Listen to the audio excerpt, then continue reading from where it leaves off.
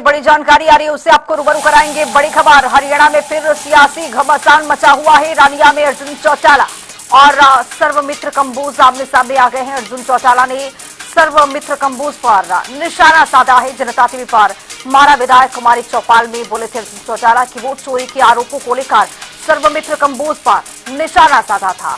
सर्वमित्र कंबोज ने सही से नहीं पढ़ा था चुनाव आयोग का नोटिस। ये अर्जुन चौटाला की ओर से कहा गया, मैं हल्के में 10 करोड़ का काम करा चुका हूं। अर्जुन चौटाला के बयान पर सर्वमित्र कंबोज का तीखा पलटवार आ गया है।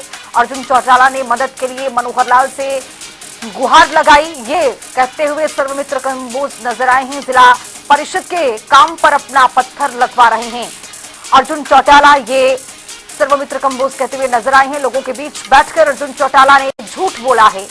तो इस तरह के आरोप प्रत्यारोप का दौर देखने को मिला है और इसी आरोप प्रत्यारोप के दौरान सियासी हलचल और हरियाणा में बढ़ती हुई दिखाई दे रही है। में सबको नोटिस आया इलेक्शन कमीशन का रीवेरिफिकेशन का, तो उसमें जो प्रोसीजर है कि भी क्या होगा और क्या नहीं होगा वो बहुत साफ साफ लिखा था। तो उसमें बड़ा क्लियर कट सर लिखा हुआ था कि भी रीकाउंटिंग नहीं होगी। अब सर्वमित्र जी ने क्या करा, वो पार्ट पढ़ा नहीं, वो खुश हो गए कि रिकाउंटिंग होगी। बड़े दिन कई दिन तक बोलते रहे कि रिकाउंटिंग होगी रिकाउंटिंग होगी, और हुआ क्या, हमारे भाई साहब के पैसे भी लग गए। मैं तो खुद वहां पर मौके पे था, तो बेचारे बड़े मायूस थे कि अर्जुन चौटाला बोलते हैं कि सर्वमित्र जी ने शायद वो पेपर नहीं पढ़े जो चेकिंग एंड वेरिफिकेशन से पहले हर कैंडिडेट को दिए गए थे। तो अर्जुन भाई, मैंने वो पेपर भी पढ़े थे और मेरी पिटीशन पर माननीय सुप्रीम कोर्ट ने क्या कुछ बोला था, क्या कमेंट किया था, शायद वो आपने नहीं सुना होगा। माननीय सुप्रीम कोर्ट ने चुनाव आयोग को कहा था कि how can you delete the data, और आपको उस प्रोग्राम में यह भी बताना चाहिए था कि आपने वो चेकिंग एंड वेरिफिकेशन वाली प्रक्रिया को रुकवाने के लिए कहां कहां गुहार लगाई थी, जैसे चुनाव के वक्त लगाई गई थी। अब तो सरेआम लोग बोलने लगे हैं कि खट्टर साहब का फोन आया था वहां किसी नेता को और कैसे आपकी मदद करने के लिए बोला गया था, दूसरी पार्टी के नेताओं को बोला गया था।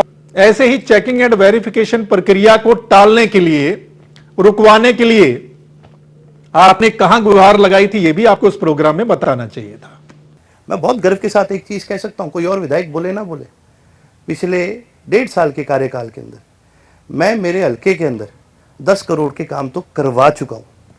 कोई बोले ना बोले, कहीं आपको कोई से कहे ना कहे, आप कहोगे तो मैं आपको लिस्ट पकड़ाऊंगा मेरे हाथ से, आप इसको वेरीफाई करवाना। 10 करोड़ के तो काम करवा चुका हूं। आपने उस प्रोग्राम में यह भी बोला कि आपने करीब 10 करोड़ के काम करवा दिए हैं हल्के में अब तक। मैं आपसे जानना चाहता हूं कि ये जो 10 करोड़ के काम आपने करवाए हैं, क्या वो अपने फंड से करवाए हैं या आप खुद सरकार से लेकर आए थे? क्योंकि लोग जो हैं वो वहां पर बोल रहे हैं कि जो पत्थर लगाए जा रहे हैं ना, वो जिला परिषद की ओर से वो पत्थर लगाए जा रहे हैं, यानी वो पैसा जिला परिषद का है। और क्योंकि जिला परिषद के चेयरमैन आपके बड़े भाई हैं, आपने तो उनका भी अधिकार छीन लिया, उनकी जिम्मेदारी भी छीन ली। वो पत्थर दरअसल उनकी ओर से, करण चौटाला की ओर से लगाए जाने चाहिए थे, जो आप लगा रहे हैं और लोगों को यह दिखा रहे हैं कि वो आप काम करवा रहे हैं। रही बात सर नशे की, जहां तक बात करते हैं तो देखिए जी, नशा एक बहुत बड़ी समस्या है हल्के में, और सिर्फ हल्के में नहीं जी, तो पूरे जिले में और अब तो हरियाणा में है। और यहीं पर ही मैं कहूँगा कि सर्वमित्र जी की जो पत्रकारिता है फिर चूक गई, क्योंकि हाउस में नशे के ऊपर अगर आप पिछले 1 साल का रिकॉर्ड उठा के देखेंगे तो हर सेशन में एक ही विधायक है जिसने हर बार नशे के ऊपर बात करी है, वो इकलौता मैं। अगली बात है जो मेन मुद्दा जो हमने उठाया, एक तो नशे का मुद्दा कि रानिया सबसे ज्यादा पीड़ित है ड्रग्स को लेकर, और दूसरा पीने का पानी नहीं है कई गांवों में।